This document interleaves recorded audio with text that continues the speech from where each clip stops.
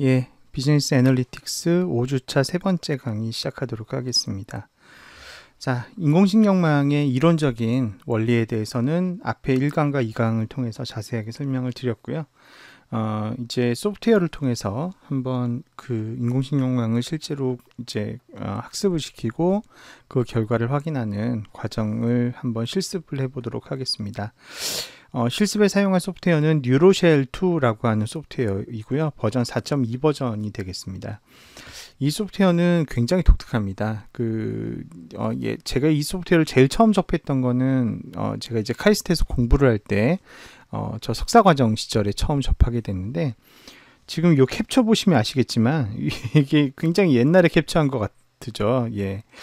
실제로 이 소프트웨어가요, 예전에 그 윈도우즈 3.1 버전이요. 그러니까 윈도우즈 3.1은 아마 이제 아주 예전 분들만 아시겠지만 그 MS-DOS에서 작동하던 윈도우 시스템이었어요. 네, MS-DOS를 먼저 띄우고 거기서 이제 윈도우 3.1을 추가로 실행을 시켜야지 작동이 가능한 윈도우 3.1 버전에서 이제 작동되는 툴로 처음 이제 시작을 했고요. 그래서 예전에 뭐 90년대 후반 그때에는 주로 이제 윈도우즈 뭐 95 버전부터 쓴 거죠. 예, 윈도우즈 95 버전 뭐 이럴 때 더 옛날에는 그 윈도우 3.1 버전 뭐 이럴 때부터 이제 윈도우 전용으로 만들었던 소프트웨어가 이 뉴로쉘2라고 하는 툴입니다. 근데 이제 선배들에게 예전에 얘기를 들어보면 옛날에는 요 PC로 뉴로쉘을 가지고 이제 논문을 쓰는 거죠. 뭐 부도 예측도 하고 뭐 논문을 쓰는데 실험을 하다 보면은 이렇게 컴퓨터가 너무 과도한 연산에 중간에 이렇게 다운되어 버리고 이런 일이 굉장히 비일비재했대요. 근데 연산을 하는데 시간이 어느 정도 걸렸냐면, 간단한 부도 예측 모형을 뉴로쉘로 학습을 하는데 컴퓨터를 일주일 내내 켜놓아야만 학습 결과가 나올 정도로, 네, 그 정도로 예전 머신에서는 굉장히 이게 복잡한 그런 연산을 하는 툴이었다고 합니다. 지금은 뭐 일단은 PC의 성능이 워낙 좋아지지 않았습니까? 예, 뭐 이따가 예시도 보여드리게 될 텐데요. 지금은 뭐 아주 굉장히 빠르게 학습이 이루어지게 됩니다. 어쨌거나 굉장히 오랜 역사를 자랑하고 있는 툴인데, 사실 지금 형태의 모습으로 발전된 거는 거의 뭐 90년대에 이미 개발되었던 툴과 지금 현재 제공되고 있는 뉴로쉘2는 솔직히 말씀드리면 별반 차이가 없어요. 예. 근데 이제 이 제조사에서는 뭐라고 얘기를 하냐면, 인공신경망과 관련해서 자기들이 구현할 수 있는 거는 예전에 이미 다 구현해 놨기 때문에 그래서 업데이트를 안 한다, 이런 식으로 설명을 합니다. 이제 자신감에 넘치는 뭐 그런 툴입니다. 인터페이스도 약간 좀 괴짜 같은 그런 인터페이스 갖고 있는데 하나하나 이제 살펴보면서 같이 내용을 보도록 하겠습니다. 여러분들 이해를 돕기 위해서요, 저도 이 소프트웨어 아직 설치를 안 했어요, 제 PC에. 그래서 설치하는 것부터 시작을 해서 실행부터 쭉 지금부터 실제 뉴로쉘을 이용해서 분석하는 과정을 한번 보여드리도록 하겠습니다. 자, 말씀드린 대로 저 아직 요거 설치 안 했기 때문에 설치부터 해보겠는데요. 자, 요 뉴로쉘, 예, ns2 setup.exe 요거 이제 더블 클릭해서 실행을 시키겠습니다. 예, 그러면 예, 관리자 모드로 실행을 시키고요. 예, 그렇게 해서 압축을 풀죠. 네. 자, 넥스트. 예. 예. 자, 그냥 원래 지정한 폴더에다가 그대로 설치를 하겠습니다. 뭐 설치도 금방 돼요. 용량이 많이 크지는 않고요. 자, 설치가 다 이루어지고 나면은 요렇게 약간 뇌를 형상화한 모델이죠. 뉴로쉘2라고 하는 아이콘이 이렇게 만들어지게 됩니다. 자, 뉴로쉘2 한번 실행시켜 볼게요. 네, 더블 클릭해서 따닥 이렇게 실행시키면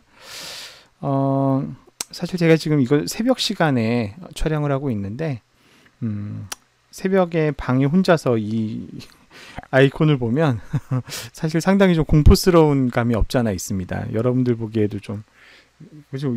이게 이분이 누군지도 도대체 모르겠고 왜 이분이 여기 나오는지도 저는 잘 모르겠는데, 하여튼 좀 기괴합니다. 인터페이스가. 자, 이렇게 시작이 돼요. 이 뉴로쉘에서 그 인공신경망을 학습을 하고 그 결과값을 도출을 하려면 여러분 그 오피스 제품군 중에요. 예를 들어서 엑셀이나 파워포인트나 워드는 우리가 엑셀이나 파워포인트나 워드를 틀고 한참 작업을 하다가 나중에 그 작업의 결과물을 저장을 하면 되잖아요. 파일 이름을 지정해서 저장을 하면 되는데 액세스라는 툴 써보셨나요? 액세스? 데이터베이스 관리하는 DBMS 툴인데요. 그 액세스는 일단은 시작을 하려면 먼저 저장부터 하고 시작을 해야 됩니다. 프로젝트 이름을 정하고 DB의 이름을 정해서 저장을 하고서 먼저 시작을 해야 되죠. 뉴로쉘은 약간 액세스랑 비슷해요. 그래서 일단은 뭔가 이제 작업을 시작을 하려면 여기 파일을 누르시고 New Problem이라는 걸 선택을 해서 일단은 문제의 이름을 정의하고 거기서부터 시작을 해야 돼요. 자, New Problem으로 정의를 하겠습니다.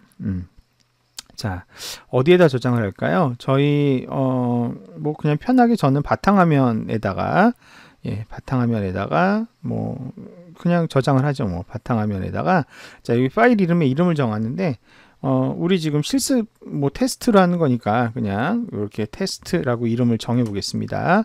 테스트라는 이름으로 바탕화면에다가 프로젝트를 정의를 하겠다.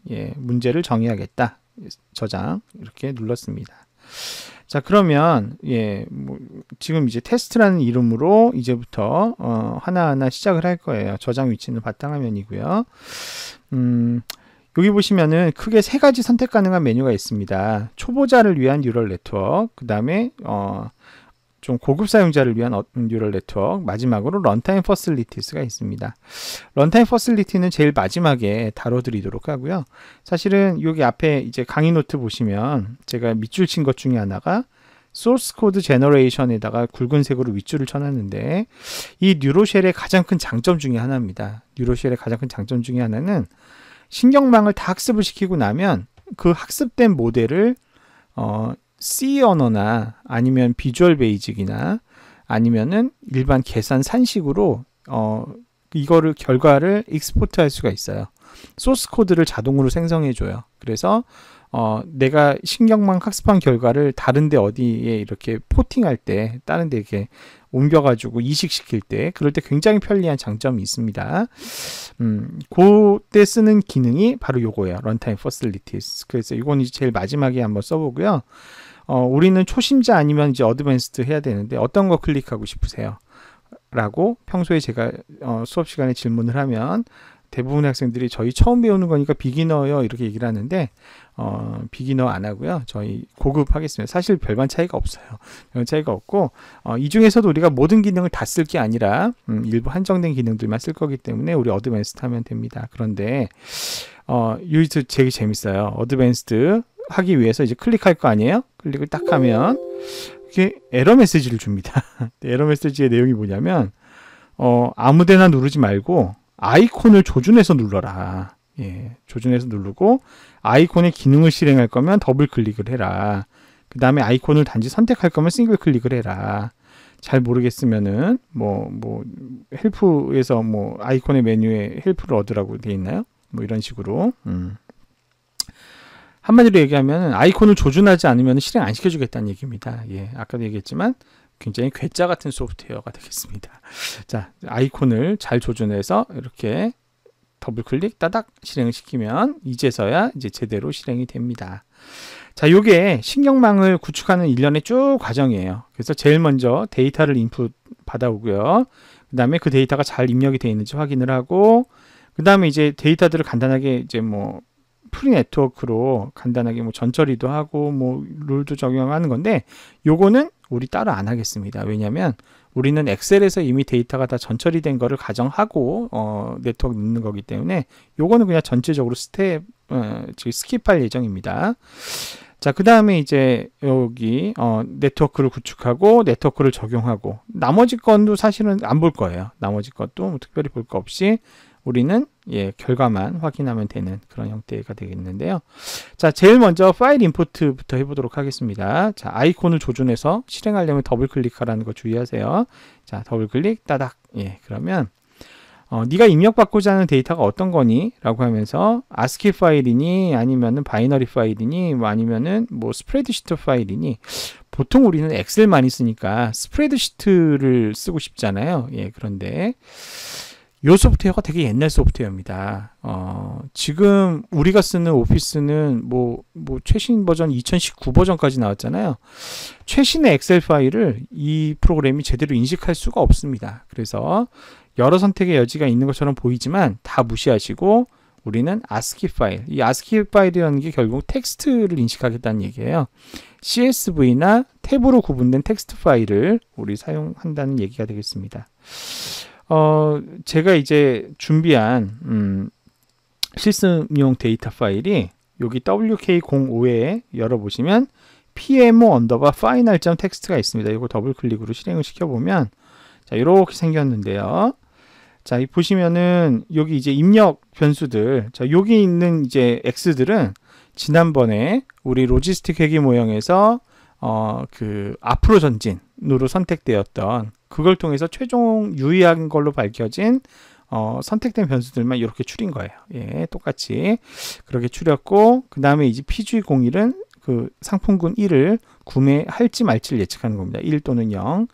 자, 그리고 여기 보면 이제 sign이라고 하는 변수가 하나 있는데 보시면 t라고 표시된 데이터가 있고 쭉 내려가면 p라고 표시된 데이터가 있고 v로 표시된 데이터가 있습니다. 자, t는 트레이닝 데이터셋이에요. 그 다음에 p는 아까 학습 중지점을 찾는 데 사용한다는 테스트 데이터셋이고 마지막 V는 검증용 데이터셋. 이거는 이제 지난번에 검증용 데이터셋과 동일한 데이터셋입니다. 예, 그 마지막 홀드아웃 데이터셋, 오버피팅 여부를 확인하는 데이터셋 이렇게 구성이 되어 있고 변수와 변수 사이는 이렇게 탭으로 구분하게 하는 엑셀의 옵션을 이용해서 저장한 파일이에요. 자, 데이터가 이제 이렇게 생겨먹었다는 걸 이제 알았으니까 우리가 파일을 임포트를 할 건데, 자, 우리는 텍스트 파일인 ASCII 파일을 인풋을 받겠다. ASCII. 네, 그러면 자, 파일을 지정해야죠. 파일, select ASCII 파일. 자, 그래서 우리가 실험할 데이터는 바탕화면에 WK05에 PMO final.txt 요거를 열기 이렇게 합니다. 자, 그 다음에는 요 데이터의 생김새를 여기다 입력을 해야 되는데요. end of row는 carriage return line feed를 그대로 두시면 됩니다. 자동으로 네가 판단해서 알아 먹어라 이거예요. 파일이 어디서 끝나는지. field delimiter가 이제 필드를 어떻게 나눴는지를 네가 입력하라는 거죠. 우리는 아까 보셨지만 필드와 필드 사이는 뭘로 구분되어 있어요? 탭으로 구분되어 있습니다. 그래서 탭으로 선택하셔야 되고요. 텍스트들을 스트링을 혹시 뭐 인클로즈 했냐, 즉 이렇게 따옴표나 이런 걸로 묶어놨냐 이건데요. 우리는 아무런 쿼테이션을 달지 않았어요. 그죠? 싱글도 아니고 더블도 아니고 이거 이렇게 따옴표로 데이터 묶어놓지 않았죠. 텍스트 데이터를. 그래서 no quotes를 하면 됩니다. 자, 그 다음에 기억하시겠지만 텍스트의 맨 윗줄에 뭐가 있었어요? 변수의 이름들이 쭉 있었죠. 그래서 컬럼 네임, 변수 이름은 필드의 데이터의 첫 번째 로우에 있다, 첫 번째 행에 있다. 맞아요. 체크. 이렇게. 자, 뭐 나머지는 특별히 건드릴 게 없겠습니다. 이렇게 다 선택을 한 상태에서 이런다고 해서 이제 바로 데이터가 들어오는 게 아니고요. 임포트에 가서 비긴 임포트를 해야 됩니다. 비긴 임포트 클릭 쫙 하면 방금 데이터가 들어왔고 총 588건의 데이터가 들어왔어. 이거 맞습니다. 588건. 확인. 그러면 이제 임포트 끝났으니까 파일에 exit ASCII import, 파일에 exit this input files 이렇게 하면 이제 인풋이 끝납니다. 자, 데이터가 제대로 들어왔는지를 확인하기 위해서 데이터 엔트리를 더블 클릭해 봅니다. 더블 클릭 따닥 이러면 자, 요거 뭐랑 되게 비슷하게 생겨 먹었나요?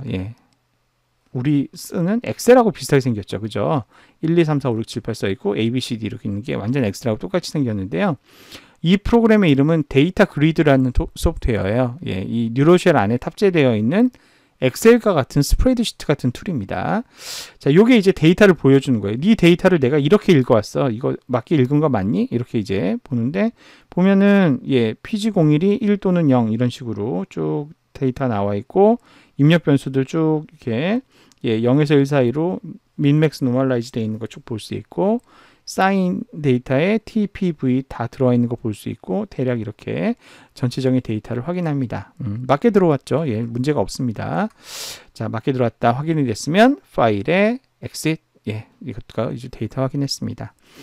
아까 예고 말씀드린 대로 요 프리 네트워크 단계는 전부 다 스킵. 예, 우리 특별히 필요가 없겠고요. 자, 빌드 뉴럴 네트워크로 넘어갑니다. 자, 빌드 뉴럴 네트워크에서 우리 제일 먼저 인풋과 아웃풋을 이제 디파인 하는 걸 하겠습니다. 더블 클릭 따닥 하고요. 자, 어떤 변수가 인풋이냐? 요거 인풋이죠. 예, obj, 예, bmi, 요거 다 인풋입니다. 인풋. 지금 제가 여기 클릭하니까 i가 이렇게 되죠. 예, 여기 인풋을 하겠다는 얘기예요. 인풋을 쓰겠다는 얘기고, 출력 변수를 지정하고 싶으면 요거를 이렇게 해서 이렇게 바꿉니다. 이렇게 해서 예, 요거는 출력 값이다. 이렇게 해도 돼요. i를 하고 여기서부터 이렇게 드래그로 쫙 긁어서 이렇게 하면은 전체가 다 채워집니다. 이렇게 i. 예. 그런데 자, 아까 TPV로 구분한 요 데이터. 이거는 인풋이어서 인풋이 아니에요. 예, 이거는 데이터셋을 구분하기 위한 데이터지 이 자체가 입력 변수는 아니죠. 그러면 이거는 인풋은 아니야. 안 쓸 데이터야 이거니까 unused 안 쓸 거다. 이렇게. 그러면 지워집니다. i가. 다른 것도 이렇게 지울 수 있고요. 예, 요거 다시 입력하려면 이렇게 클릭하면 됩니다. 자, 이렇게 input 그 다음에 output 이렇게 지정을 해주면 알아서 i는 다 이제 입력층에다가 노드로 활용을 하고요. 요거는 출력층의 노드로 자동으로 활용을 해요. 여기서 이제 인풋 아웃풋 디파인 끝났으니까 바로 파일에 엑시트 하시고 싶으실 텐데 그러시면 안 되고요. 요 세팅스에 가셔서 컴퓨트 민맥스를 한번 누르셔야 돼요. 왜 눌러야 되냐면 인풋 아웃풋 정의하기 전에 데이터의 전체적인 패턴을 한번 확인해라 라고 하는 의미에서 이걸 꼭 확인하게끔 만들었어요. 자, 세팅에 컴퓨트 민맥스로 이렇게 확인을 해봅니다. 그러면 뭐 최소값 0, 최대값 1 안에 다 들어와 있는 걸 알 수 있고 요거 딱 0.5로 딱 나오죠. 왜냐하면 반씩 섞었으니까 데이터를. 그런 것들 패턴을 확인을 할 수가 있습니다. 다 확인이 되셨으면 파일에 어떻게 하면 되죠? exit 하면 되겠죠. 파일에 exit 이렇게. 자, 인풋 아웃풋을 다 정의를 했으면 그 다음에는 트레이닝, 테스트, 밸리데이션별로 데이터셋을 나눠줘야 될 거예요. 자, 요거는 테스트셋 익스트랙에 가서 하시면 됩니다. 자, 더블 클릭 따닥 하면 어떤 데이터로 트레이닝 할 거고 어떤 걸로 테스트 할 거고 어떤 걸로 이제 저기 뭐 그 프로덕션을 할지, 여기서 프로덕션 셋이라는 표현을 썼는데 이게 밸리데이션 셋입니다. 여러 가지 방법이 있어요. 퍼센트로 나눠 줄 건지 아니면은 매번 몇 번째 패턴별로 테스트를 쓰고 그 다음에 몇 번째 패턴별로 프로덕션 쓰고 이런 거를 할 건지 뭐 이런 걸 다 선택할 수 있는데 우리는 이거를 어떻게 했어요? 미리 나눠 놨어요. 미리 나눠 놓는 이유는 뭐냐면 여러분 나중에 이제 우리가 어떤 기법이 가장 성능이 우수했냐를 공정하게 비교를 하려면 로지스틱 회귀 모형의 학습 데이터와 검증 데이터, 그 다음에 판별 분석에서의 학습 데이터와 검증 데이터, 인공신경망 모델에서의 학습 데이터와 검증 데이터 다 어떻게 해야 돼요? 동일한 데이터여야 서로 상호 비교가 가능하겠죠. 누가 더 잘했나를 비교할 수 있을 거 아니에요. 그래서 저는 아까 보셨지만 TPV로 나눠져 있는데 거기서의 V의 데이터는 지난번 실험을 할 때 우리 로지스틱 회귀 모형이나 판별 분석했을 때 검증용 데이터와 동일한 데이터예요. 예. 동일한 데이터고 그때는 이제 전체 80%의 데이터를 우리가 트레이닝에 사용을 했는데 그 데이터를 다시 3대 1의 비중으로 나눠서 3에 해당되는 거를 그러니까 6대 2대 2죠. 3이나 6에 해당되는 거를 이제 T라고 표시했고요. 그 다음에 2에 해당되는 걸 랜덤하게 추출해서 P라고 표시를 해놓은 데이터인 거죠. 그렇기 때문에 사실상 요 두 개로 학습을 했던 거고요. 지난번에 로지스틱 회귀 모형은 요걸로 검증을 한 거고 우리는 지금은 요걸로 학습하고 요걸로 중지점 찾고 요걸로 검증하고 이렇게 돼 있는 거고 그걸 어디에 기록해놨다? 사인이란 변수에 기록을 해놨다.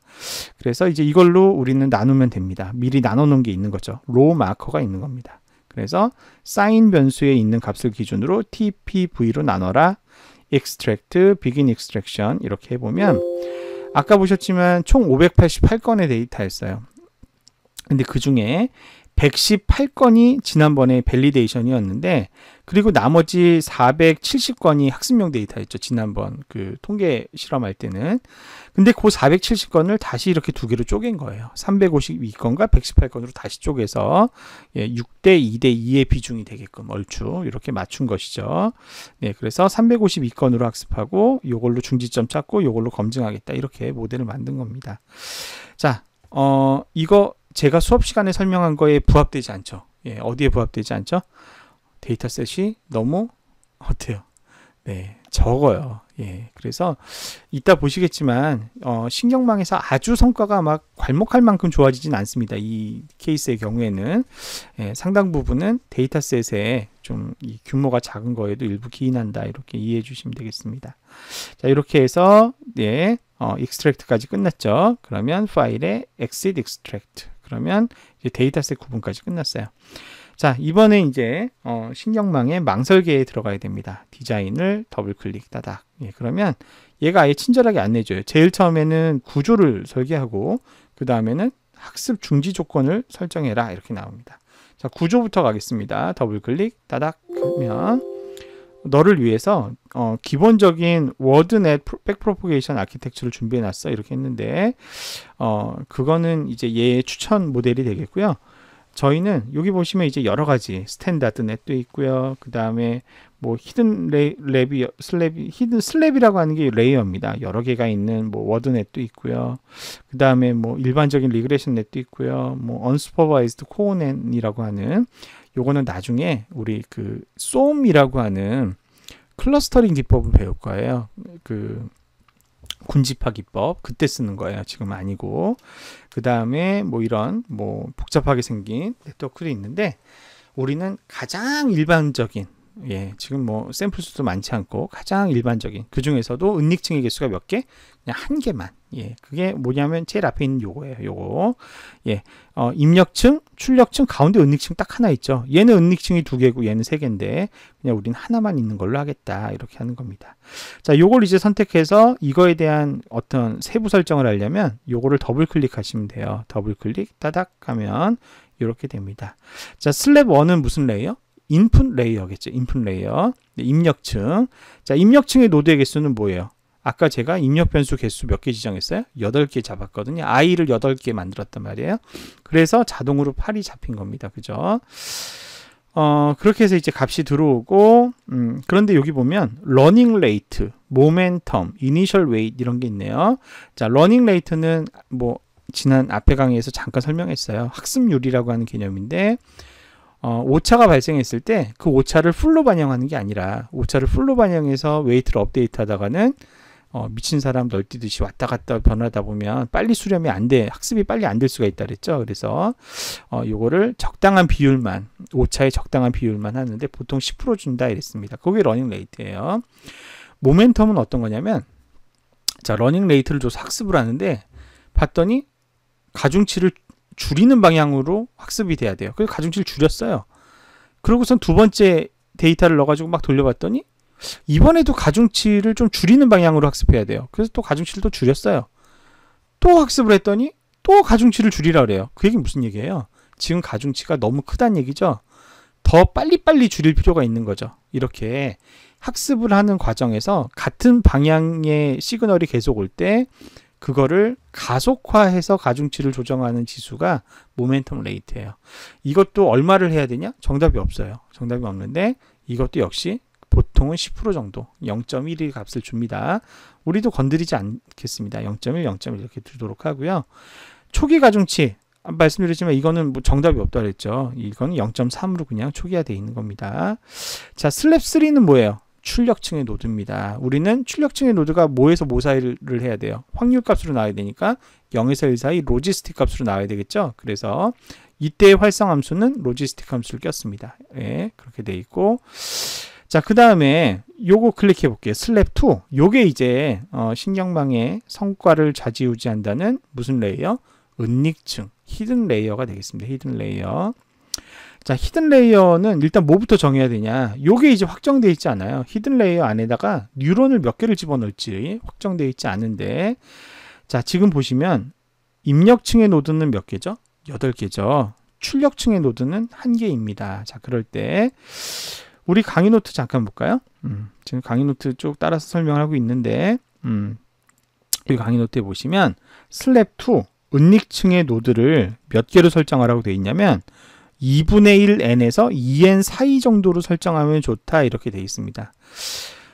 공학자들이 굉장히 많이 실험을 해본 거예요. 많이 실험을 해봤더니 은닉층에 들어갈 최적의 노드의 개수는 자, 여기 n이라고 되어 있죠. 이 n이 뭐냐면 입력층의 노드의 개수 더하기 출력층 노드의 개수의 합이에요. 여기서의 n은 다시 여기서의 n은 입력층 노드의 개수 더하기 출력층 노드의 개수의 합인데 그 합한 걸 n이라고 했을 때 슬랩2 즉 히든 레이어의 최적의 노드의 개수는 대충 2분의 n에서 2n 사이에서 최저값이 결정되더라 라고 한다는 것이죠. 이거는 왜 그렇다는 게 밝혀진 게 아니라 많이 해봤더니 보통 이런 패턴이 된다는 겁니다. 그래서 우리가 논문들을 보면 이거를 다 실험해 보기에는 시간이 너무 많이 걸리잖아요. 그죠? 그래서 보통 논문들에서 하는 실험을 보시면 2분의 n, 그 다음에 n, 그 다음에 2분의 3n, 그 다음에 2n 이렇게 총 4가지를 실험을 해서 그 중에 가장 우수한 거를 선택하는 게 일반적으로 많이 사용되는 방식이에요. 그러면 자 우리는 n 값이 얼마인 거죠? 자 해봅시다. 자 여기에는 노드가 8개네요. 그죠? 여기에는 노드가 1개죠. 입력 변수는 8개, 출력층은 1개. 그러니까 8 더하기 1은 얼마예요? 9죠, 9. 그래서 우리는 n이 9예요. 그러면 2분의 9부터 2 곱하기 9, 그러니까 18이죠. 2분의 9는 4.5니까 뭐 대충 5라고 합시다. 그러면 5에서 18 정도 사이에서 요 값을 정하면 뭐 얼추 최적이 보통 거기서 나온다 이런 거죠. 우리 얼마를 할까요? 2n 한번 해볼게요. 18 이렇게 2n 네 그래서 18 넣었어요. 자 여기 액티베이션 펑션은 그대로 로지스틱 펑션 두 개 있습니다. 제일 많이 쓴다 그랬죠. 미분하기 좋아서 시그모이드 많이 쓴다고 얘기했습니다. 액티베이션. 자 그렇게 해서 이제 뭐 은닉층은 18개, 출력층 노드는 1개, 입력층은 8개. 그래서 뭐 액티베이션은 전부 다 로지스틱으로 설계되어 있고 학습률은 0.1, 그 다음에 모멘텀도 0.1, 초기 가중치는 0.3으로 이렇게 되어 있는 3계층의 네트워크의 구조를 방금 선택을 했어요. 자, 그리고 나서는 이제 학습에 대한 그 다음에 이제 그 언제 학습을 멈출지에 대한 그 기준을 정해야 되는데 다른 거는 뭐 특별히 건드릴 게 없습니다. 다른 건 특별히 건드릴 게 없고 자, 요거는 내가 이쪽이 지금 아무것도 체크 안 돼 있잖아요. 요건 뭐냐면 내가 데이터를 트레이닝 데이터와 밸리데이션 데이터 두 개밖에 없을 때 그러면 어떻게 돼요? 학습 중지점을 테스트 데이터셋을 가지고 확인할 수가 없잖아요. 그럴 때는 이 중에 하나를 눌러서 대충 감으로 때려가지고 학습을 해야 되는데 우리는 아까 TPV 세 종류로 나눠서 여기를 선택할 수가 있어요. 이게 어떤 의미냐면 여기 이제 뭐 복잡하게 써있지만 그런 겁니다. 테스트 데이터셋으로 내가 계속 테스트를 해봤는데 예를 들어서 평균 에러의 미니멈 값에 도달한 이후에 2만 번을 더 학습을 해도 특별하게 더 이상 개선이 없을 때 학습을 그만해라. 그게 이제 요겁니다. 이건 이제 데이터셋의 사이즈에 따라서 2만이 될 수도 있고 5만이 될 수도 있고 뭐 20만이 될 수도 있고 한데 이것도 기준이 없습니다. 저희가 뭐 많이 실험을 해봤더니 뭐 2000에서 20만 사이에 어떤 값이든 줄 수가 있습니다. 그렇게 줄 수가 있는데 우리는 2만을 주려고 하는 거고요. 그 다음에 여기 보시면 이제 칼리브레이션 인터벌이라고 하는 게 있는데 칼리브레이션 인터벌은 자 제가 아까 그 학습 중지점 찾을 때 트레이닝 샘플에 대해서 테스트를 해보고 또 트레이닝에 대해서 해보고 이런 식으로 이렇게 매핑해서 한다 그랬는데 매번 그거를 쭉 한다 그러면은 연산이 엄청 많이 걸릴 거 아니에요. 그래서 요 인터벌의 간격대로 확인을 하는 거예요. 지금 보시면 요 인터벌이 200번으로 되어 있잖아요. 그 얘기는 지금 뭐 샘플이 이렇게 쭉 있어서 모델 학습을 해나가는데 200번 단위 때마다 뭘 체크한다? 테스트 데이터셋에서는 에러가 얼마가 나오는지를 체크하겠다는 거예요. 그렇게 해서 해봤더니 2만 번을 더 돌려도 특별하게 더 에러가 나아지지 않는다. 그러면 어떻게 한다? 그때 멈추겠다. 학습을 그만두겠다. 이렇게 지정을 한 것이죠. 자, 파일에 X 크라이테리아 특별히 건드리지 않겠습니다. 이거 그대로 이렇게 저장을 했어요. 파일에 exit design 둘 다 있으니까 이제 끝난 거죠. exit design. 자, 그럼 저장하겠냐고 물어보죠. 예라고 하면 됩니다. 자, 그러면 이제 학습만 남았어요. 자, 러닝 더블 클릭 다닥. 자, 아까 제가 뭐 요 데이터보다는 좀 큰 데이터였긴 했겠지만 저희 뭐 옛날 90년대 선배님들이 옛날 컴퓨터로 이걸 돌리면은 막 일주일 걸린다고, 그러다가 뭐 컴퓨터 다운되기도 한다고 막 이런 얘기 했었죠. 자, 요새 컴퓨터에서는 얼마나 빠른가 한번 볼까요? 근데 참고로 제 노트북, 지금 촬영하는 노트북은 성능이 굉장히 좋은 노트북입니다. 예, 아마 더 빠를 것 같긴 한데, 자, 한번 해보도록 할게요. 자, 스타트 트레이닝 클릭. 예, 그러면 네, 끝났어요. 네, 2초 됐나요? 한 3초? 네, 너무 순식간에 끝났죠. 예, 너무 빨리 끝나서 뭐 학습의 과정이나 이런 것들도 뭐 눌러서 보기도 힘든, 예, 그런 상황입니다. 이렇게 에러가 줄어드는 거 보여주는 거고요. 테스트 셋 에러가 이렇게 줄어드는 거 보여주는. 원래는 이게 막 엄청 천천히 걸리면 이게 조금씩 변해가는 걸 이렇게 보여드릴 수도 있는데, 뭐 워낙 순식간에 끝났기 때문에 바로 뭐 보여드릴 겨를도 없었습니다. 자, 다 확인이 됐으면 파일에 exit training. 자, 이거에 대해서 이제 결과를 봐야 되겠죠. 자, 결과를 보는 게 몇 회인데요. 자, 결과 제일 위에 보시면 contribution factors라고 하는 메뉴가 있습니다. 자, 더블 클릭해 볼게요. 조준해서 따닥 해보면 아까 보시면 이제 뭐 첫 번째부터 여덟 번째까지 입력 변수들 쭉 있는데, 각 변수들이 최종 종속 변수 y에 어느 정도 영향을 미쳤다를 이렇게 도식화해서 보여주는 겁니다. 예. 예전에 인공신경망에 대해서 사람들이 잘 모르고 그럴 때, 그때 뉴로쉘을 이용해서 신경망을 학습한 학자들 중에 이 그래프를 당당하게 막 보여준 사람들도 있었어요. 논문에다 쓰고 막 이런 사람들이 간혹 있었는데, 이거는 오로지 그냥 단순 참고용 자료일 뿐 전혀 신뢰하시면 안 됩니다. 예. 인공신경망은 아까 제가 인공신경망의 단점 중에 또 한 가지 설명 안 드린 단점이 있네요. 강의 노트에 빠져 있는 단점이 있어요. 인공신경망은 블랙박스 시오리라고 비판을 받아요. 블랙박스 시오리. 그게 무슨 얘기냐면 우리가 지금 망을 학습하고 있는데, 보시면 입력층의 노드가 8개, 그죠? 은닉층의 노드가 아까 몇 개였습니까? 18개였잖아요. 그죠? 그러면 여기 8 곱하기 18개의 수많은 144개의 수많은 웨이트들이 막 있잖아요. 그리고 나서 마지막 하나로 또 18개의 웨이트가 막 있을 거 아니에요. 어마어마하게 하는 웨이트가 이렇게 있는데, 아까도 말씀드렸지만 그렇기 때문에 하나의 변수가, 특정 변수가 y에 어떤 영향을 미쳤는지는 알 수가 있다 그랬어요, 없다 그랬어요? 워낙 복잡다단하게, 그리고 혼자 영향을 미치는 게 아니라 다른 변수들과 서로 상호 교호작용을 하면서 영향을 미치기 때문에 어떤 변수가 y에 얼마만큼 영향을 미치는지는 사람의 눈과 지혜로 알 수 있다 없다? 알 수가 없어요. 예.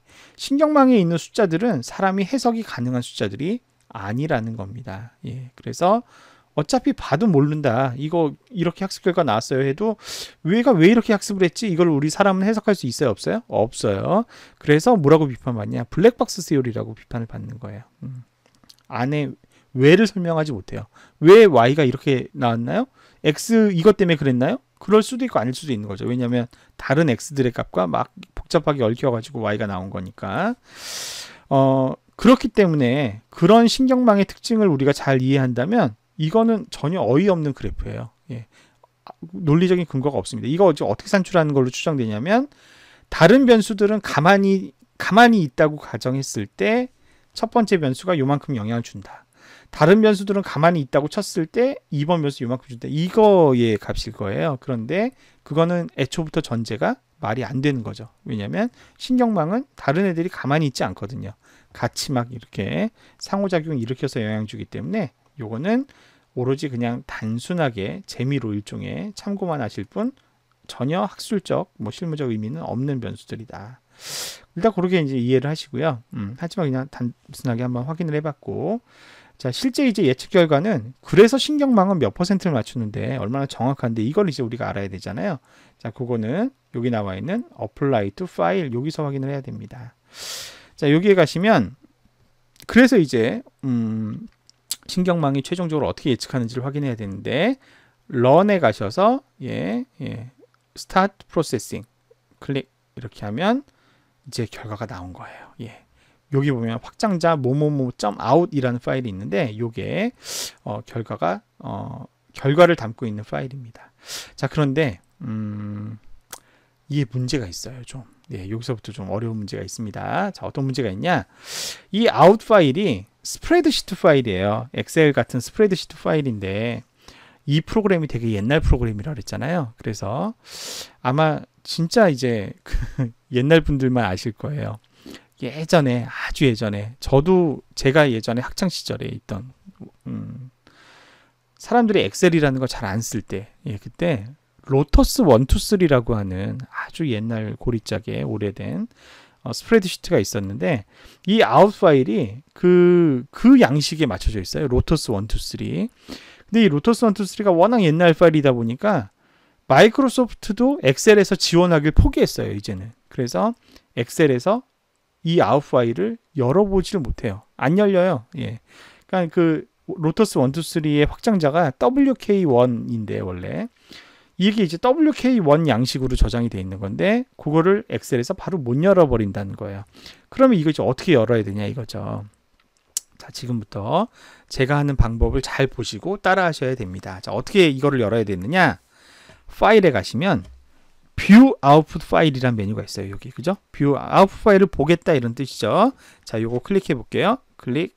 그러면 아웃풋이 이렇게 나왔는데 자, 이거 대충 지금 미리 보기 이런데 자, 이거 내가 어디에 옮겨줄까? 어디에 옮겨준다고 되어 있어요? 데이터 그리드라는 데로 옮겨준다고 하죠. 자, 한번 이거 클릭해 볼게요. 자, 클릭. 이거 뭐예요? 이 프로그램 낯익죠? 이거 언제 봤었죠? 아까 요 순서에서 여기서 봤던 거예요. 데이터 엔트리. 그죠? 자체 내장된 엑셀 같은 소프트웨어가 있다 그랬잖아요. 이 뉴로쉘 안에. 그게 이제 데이터 그리드라는 소프트웨어였는데 얘가 옛날 거니까 로터스 1, 2, 3를 인식하고 열어주는 거예요. 그래서 이렇게 열어주게 된 것이죠. 자, 그러면 우리는 이걸 쓰는 게 아니라 보통 뭘 씁니까? 엑셀을 쓰잖아요. 그래서 자, 시작 버튼 눌러서 엑셀을 틀어줍니다. 엑셀을 틀어주는데 요 엑셀을 이제 어떻게 할 거냐면 파일에 열기에 가서 자, 찾아보기에 가서 일단 뭘 열 거냐? 바탕화면에 있는 WK05에 있는 엑셀 파일이 아니라 우리 아까 처음에 학습할 때 뭘로 학습했어요? 텍스트 파일로 학습했죠. 요 PMO 파이널이라고 하는 텍스트 파일을 잠깐 열어보겠습니다. 여는데 이거 지금 뭘로 구분되어 있죠? 탭으로 구분되어 있죠. 탭으로 구분되어 있어서 이렇게 마침 그러면 자, 요 데이터를 아까 학습을 한 거예요. 요 데이터를 학습을 했는데 이 데이터를 학습한 결과가 어떻게 나온 겁니까? 여기 나와 있는 요것들이죠. 그래서 자, 보세요. A열, B열, C열 이렇게 선택을 했어요. A열, B열, C열을 선택한 다음에 여기 Edit 가서 뭘 하면 될까요? Copy 복사. 자, 그 다음에 다시 엑셀을 불러서 여기다 뭘 해볼까요? 붙여넣기. Ctrl V 붙여넣기 이렇게 해보면 자, 여기 Actual이라고 하는 필드는 보세요. 옆에 있는 PG01 이게 정답이죠? 네, 보시면 정답과 어떻습니까? 완전히 똑같죠? 요게 1일 땐 요것도 1이고 요게 0일 땐 요것도 0이고 자, 밑에까지 볼게요. 전부 다 완전히 똑같은 패턴으로 이렇게 전개되는 걸 알 수 있다. 즉 요거는 요거랑 똑같은 거예요. 요거를 예측하고자 한 거죠. 그랬는데 그러니까 이거는 그냥 지울게요. 똑같은 거니까 삭제. 자, 요걸 예측하고 싶었는데 신경망의 예측값은 뭐였다? 요거였던 거예요. 0.8. 자, 그러면 이거는 그냥 이거에서 이거 뺀 거니까 의미는 없어요. 그러니까 오류를 표현해 주는 건데 요거는 그냥 지우고요. 자, 그러면 얘를 예측해야 되는데 이렇게 예측을 해준 거잖아요. 그러면 이거는 어떻게 예측한 거와 다를 바 없나요? 자, 제가 만약에 이거를 자, 신경망의 뭐 프리딕트 예측값이다라고 한다면 자, 이거는 뭐와 같냐면 이거가 어때요? 이거가 0.5보다 크거나 같으면 if 조건절이죠. 요게 0.5보다 크거나 같다면 1 아니면 0으로 예측한 거라고 보면 되잖아요. 우리가 0에서 1 사이의 값을 신경망이나 로지스틱 분석이 주면 뭘 기준으로 판단한다 그랬어요? 0.5를 기준으로 0.5보다 큰 값이면 1로 판단하고 그렇지 않으면 0으로 판단한다고 했죠. 자, 그렇게 해가지고 이것들을 이제 쭉 복사하는데 시간 오래 걸리니까 어떻게? 요거 이제 V자 만든 다음에 더블 클릭 따닥 하면 자동으로 쭉 채워져요. 이렇게 해서 쭉 채워서 1이다 0이다 1이다 0이다 이렇게 판단을 했어요. 그러면 이게 이 예측값이 맞았는지 틀렸는지를 파악해야 되겠죠. 자, 그거를 내가 만약에 뭐 히트다, 맞췄는지 틀렸는지 한다. 맞았으면 히트가 1, 틀렸으면 0 이거죠. 이러면 어떻게 해야 맞춘 거예요? if 실제 정답은 이건데, 이건데 뭐하고 똑같아야 돼요? 예측값이 실제 값하고 똑같으면 어떻게 한 거예요? 히트한 거죠. 맞춘 거죠. 아니면 틀린 거다. 이렇게 하는 겁니다.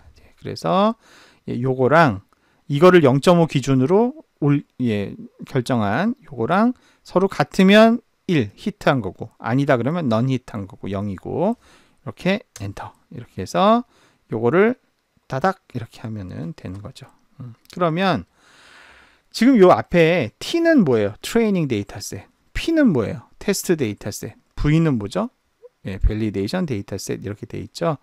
자, 그러면 자, 어디에는 T라고 돼 있고 어디에는 P라고 돼 있고 어디는 V라고 되어 있는 트레이닝 데이터셋, 테스트 데이터셋, 밸리데이션 데이터셋인데 그거에 따른 예측 정확도를 이제부터 계산을 해 보려고 합니다. 자, 여기서는 이제 엑셀을 좀 잘 쓰시는 능력이 필요한데요. 엑셀에 우리가 사실은 이 예측 정확도 어떻게 계산하면 되냐면 자, 이거 맞추고 틀리고 그러면 요거 4개만 보면 예측 정확도 몇 프로예요? 2개 맞추고 2개 틀렸으니까 50%잖아요. 그러니까 이 값들을 어떻게 하면 되죠? 히트라고 되어 있는 값들을 에버리지를 하면 예측 정확도를 계산할 수가 있는 거예요. 맞추면 1, 틀리면 0이라고 했을 때 이 맞췄는지 틀렸는지의 여부의 데이터를 평균을 내면 얼마나 정확하게 예측했는지를 알 수가 있는 거죠. 에버리지를 해야 되는데 근데 전체 에버리지를 하면 안 되죠. 어떻게 해야 돼요? 트레이닝은 트레이닝끼리 에버리지 해야 되고 테스트는 테스트끼리 에버리지 해야 되고 검증용 데이터셋은 검증용 데이터셋끼리 에버리지를 해야 돼요. 그래서 equal 함수 써야 되니까 equal이고요. 그냥 에버리지 하지 마시고 에버리지인데 조건에 따른 에버리지를 하는 거. 그게 에버리지 if라는 함수입니다. 에버리지 if. 조건에 따라 지정되는 셀의 산술 평균을 구하는 방법이에요. 자, 에버리지 if. 문법이 어떻게 되어 있냐면 조건을 파악한 영역을 먼저 정하게 돼 있어요. 자, 조건은 뭐냐면 요거죠, 요거. 사인이라고 하는 열, 여기 A열, A2번부터 어디까지? A 끝에까지 589번까지 이렇게. 그래서 이제 지금 Shift 눌렀어요. 위에 거 클릭하고 밑에 거 클릭하고 Shift 누른 상태로 그러면 이렇게 되죠. A2에서 A589번까지. 자, 요 영역에 대해서 뭐하고 똑같은지를 파악해야 될까요? 요 바로 앞에 있는 T. T일 때만 에버리지 하라 이거죠. 그러면 마지막에는 이제 에버리지 할 레인지를 정해야 돼요. 뭘 에버리지 할 거냐? 우리는 M2부터 어디까지? M589번까지. 이렇게. 자, 요게 이제 수식이에요. 에버리지 if. 평균 내라 이거죠. 조건에 맞을 때만 평균을 하는데 뭘 찾아봐라? A2부터 A589번까지 여기를 보면서 요게 T인지 P인지 V인지를 보고 그 조건이 성립이 됐을 때 뭘 평균 내라? M열에 있는 히트1 안히트 1, 0으로 표시된 히트1 안히트 요거를 평균 내라. 이런 식으로 되어 있는 겁니다. 지금 이 수식은. 근데 이제 이게 T일 때도 P일 때도 V일 때도 봐야 되니까 이거 밑으로 복사해야 되잖아요. 그럴 때 요 셀의 주소는 고정돼야 되겠죠. 그래서 요거 F4번 눌러서 이렇게 엑셀 쓰시는 분들 잘 아시죠? 이것까지 설명 안 드려도 되죠. 절대 참조, 상대 참조라는 것 중에 절대 참조, 밑으로 복사하더라도 얘는 주소 바뀌지 말라고, 참조 위치 그대로 유지하라고 절대 참조 주소로 바꿔서 엔터를 칩니다. 그러면 트레이닝에 대해서 77%라고 나오고요. 자, 요 이제 밑으로 복사. 그러면 자, 이건 그대로인데 이제 O3로 바뀌었죠. 요게. 그 얘기는 P에 대해서 테스트 데이터셋에 대해서는 75%, 마지막 검증용 데이터에 대해서는 71% 이렇게 나옵니다. 그래서 요거를 제가 아예 퍼센테이지로 이렇게 바꾸면 이렇게 나오게 되죠. 그래서 이렇게 결과가 나왔습니다. 자, 지금 얻은 결론은 요 네트워크는 어떤 상태에서 한 거죠? 은닉층 노드의 개수를 18개로 설정했을 때 이렇게 예측 정확도가 나오는 겁니다. 자, 이 71% 뭐 잘 나온 건가요? 여러분 기억을 하실지 모르겠지만, 자, SPSS 한번 다시 들어볼게요. SPSS 다시 들어서 지난번에 했던 로지스틱 회계 분석 결과 아니면은 뭐 다중 판별 분석 결과 그 결과들하고 한번 요 값을 비교를 해 보겠습니다. 잠깐. 지금 이제 SPSS가 불러지고 있고요. 자, 불러졌습니다. 자, 요거 이제 빨리 테스트를 확인해 보기 위해서 제가 데이터셋을 여러분 실습하는 데이터셋에 같이 준비를 해 놨어요. WK05에 보시면 compare PMO 요게 보시면 SPSS로 되어 있는 요 파일입니다. 자, 우리 로지스틱 회계 분석할 때는 TPV가 아니라 요거 쓰죠. 1로 표시하거나 0으로 표시된, 그래서 지금 이거는 0이 학습용 데이터, 맨 끝에 V에 대응되는 게 1이죠. 1이 이제 검증용 데이터예요. 자, 그래서 분석에 가서 우리 로지스틱 회계 분석 어디 있어요? 회계 분석에 2분형 로지스틱에 가서 예측은 PG01을 예측을 하고, 그 다음에 이제 이번에는 변수를, 이건 이제 최종 선정된 8개의 변수니까 이거를 그대로 다 쓰면 되죠. 그대로 8개의 변수 다 써서 입력해라. 전부 다 써라. 자, 선택 변수는 sin2를 이용하는데, sin1은 아니죠. 이건 TPV니까 sin2를 쓰는데, 이게 뭐와 같을 때? 0과 같을 때. 0과 같은 것들로 학습하고 1인 걸로 검증하고. 자, 이렇게 해서 확인해 볼게요. 확인 눌러보면 요게 이제 로지스틱 회계 분석 결과값이에요. 결과값인데 예측 정확도 얼마 나왔어요? 75.3, 67.8. 기억을 못했는데 67.8%가 나왔어요. 로지스틱 회계 모형은. 자, 그런데 우리 아까 18개의 노드를 히든 레이어에 둬서 신경망 돌려봤더니 얼마 나와요? 71.19%가 나오네요. 뭐 아주 좋아졌다고는 할 수 없지만, 그리고 샘플 개수가 118개밖에 안 되기 때문에 뭐 이 차이가 통계적으로는 유의하지 않을 수도 있어요. 크게 성능이 많이 개선된 거라고 할 수 없지만 그래도 소폭 개선되는 거임은 확인할 수가 있죠. 이왕 한 김에 우리 판별 분석 때 해볼게요. 분류 분석에 판별 분석에 가서 요거 변수들 다 넣어버리고 독립 변수로 다 넣어버리고 PG01을 여기 집단 변수에 넣어서 최소값은 0, 최대값은 1 이렇게 두 개 집단임을 알려주고, 선택 변수로 sin2를 이렇게 사용을 해서 sin2가 0일 때만 학습을 해라 이렇게 알려주고, 독립 변수들 모두 쓰게끔 하고, 그 다음에 이제 분류 버튼 눌러서 뭘 눌러야 돼요? 요약표. 이걸 선택해야지 반드시 히트레이쇼를 알려준다 그랬죠.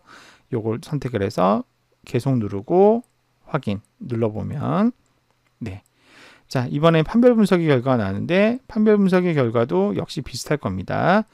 보시게 되면 예측 정확도 75.3, 68.6. 그런데 인공신경망은 몇 프로? 다시 보여드리지만 71% 이렇게 살짝 나아진다는 걸 알 수가 있습니다. 이 나아지는 거의 원동력은 어디서 출발한다고요? 비선형적인 패턴을 반영할 수 있기 때문에 이런 장점이 있는 거다 이렇게 말씀을 드린 거죠. 원래는 저희는 이제 시간 관계상 이렇게 한 가지 경우에 대해서만 실험을 했지만, 자, 이거 뭐 닫아야죠. 그냥 아니요 하고 닫고요. 제가 닫고, 자, 우리는 지금 요거 한 가지 경우만 실험을 했지만, 아까도 얘기했지만 히든 레이어의 노드의 개수는 2분의 n에서 2n까지 아무 값이나 가질 수 있다고 했잖아요. 근데 우리는 지금 2n인 경우 하나만 실험을 해봤잖아요.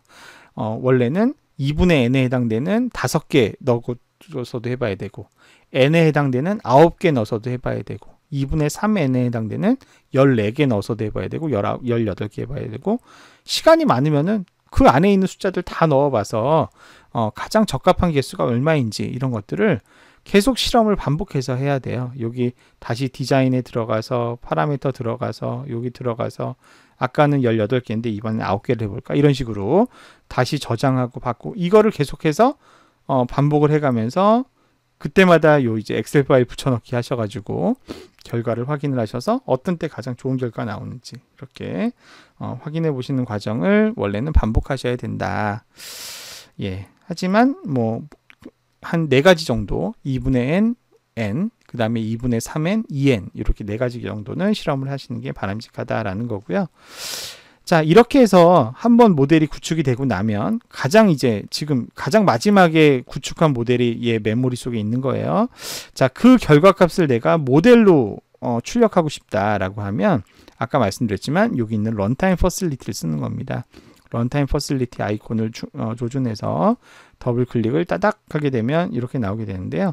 여기 이제 옆에 보시면 소스 코드 제너레이터가 있어요. 자, 더블 클릭 따닥 하면 자, 방금 학습이 끝난 인공신경망 모델 요 71.19% 만들어주는 그 코드를 C 언어로 만들어줄까, 비주얼 베이직 코드로 만들어줄까, 아니면 계산기로 쓸 수 있는 포뮬러로 만들어줄까 이렇게 물어봐요. C 코드 한번 제너레이트 해볼게요. 제너레이트 C 코드 예 이렇게 하고요. 만들어졌다는 얘기예요 방금. 비주얼 베이직 코드도 만들어 볼게요. 예 이렇게 예 이건 에러가 나네요. 예. 예. 자, 에러 났는데 방금 제가 어떻게 했는지 보셨어요? 예. 에러 나니까 그냥 무시하고 또 해보죠. 그랬더니 또 되죠. 예. 여러분들 혹시 이거 하다가 에러 나잖아요? 놀라지 마세요. 예. 또 하면 돼요. 대부분. 그러면 안 되면 어떡하죠? 또 했는데 안 되면? 그럼 다시 또 해보세요. 그럼 또 됩니다. 네. 아무리 해도 안 된다. 예, 그때는 껐다가 다시 키시면 됩니다. 예, 경험에 따르면 그렇습니다. 예, 근데 대체로 예, 조금만 있다가 다시 하면 보통 돼요. 자, 마지막 세 번째도 제너레이션 해볼게요. 예, 네, 다 만들어졌어요. 자, 요 코드들이 만들어진 코드들이 어떻게 생겼는지를 한번 보여드릴게요. 자, 어디에 있냐면 제가 지금 모든 저장 결과를 다 바탕화면에 저장하라고 했잖아요. 그래서 사실 보시면 이 바탕화면에 이렇게 파일들이 잔뜩 만들어졌어요. 예. 웬만하면 바탕화면에다 저장하시기보다는 별도의 폴더를 만들어서 거기서 작업하시는 게 사실은 더 낫긴 합니다. 보시면 제일 마지막에 만들어진 게 요것들이죠. 요거. 자, 요 직전에 만들어진 거는 test.out이라고 하는 아까 우리 살펴봤던 결과 파일인 거고요. 자, test.c, vb, FLA가 3개가 만들어졌어요.